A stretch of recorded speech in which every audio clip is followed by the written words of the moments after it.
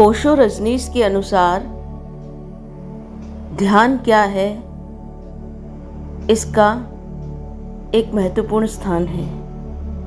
ओशो के अनुसार ध्यान का अर्थ किसी विशेष प्रक्रिया में डूब जाना नहीं है, बल्कि यह एक अवस्था है जिसमें मन शांत, खाली और सहज होता है। ध्यान का अर्थ यह नहीं है कि हम कुछ खास सोचें या किसी एक बिंदु पर ध्यान केंद्रित करें, बल्कि इसका मतलब यह है कि हम अपने भीतर की गहराइयों में उतरें और हर प्रकार के विचार, भावनाएं और वासनाओं से मुक्त हो जाएं। ओशो के अनुसार ध्यान कोई क्रिया नहीं है, बल्कि यह एक स्वाभाविक स्थिति है जिसे जबरदस्ती प्राप्त नहीं किया जा सकता। जब हम शांत और स्थिर हो जाते हैं, तब ध्यान अपने आप हमारे भीतर प्रकट होता है।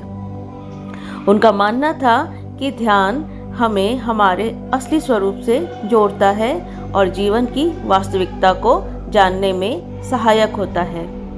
ओशो ने यह भी कहा कि ध्यान कोई कठिन प्रक्रिया नहीं है, यह एक सरल स्वाभाविक प्रक्रिया है जिसमें हमें केवल होने का अनुभव करना है।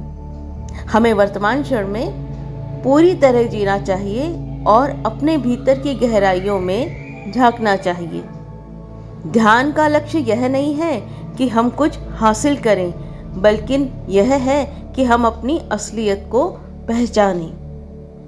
ओशो ने अपने अनुयायियों को ध्यान के अनेक तरीके सिखाए, जैसे गतिशील ध्यान, संगीतमय ध्यान और मौन ध्यान।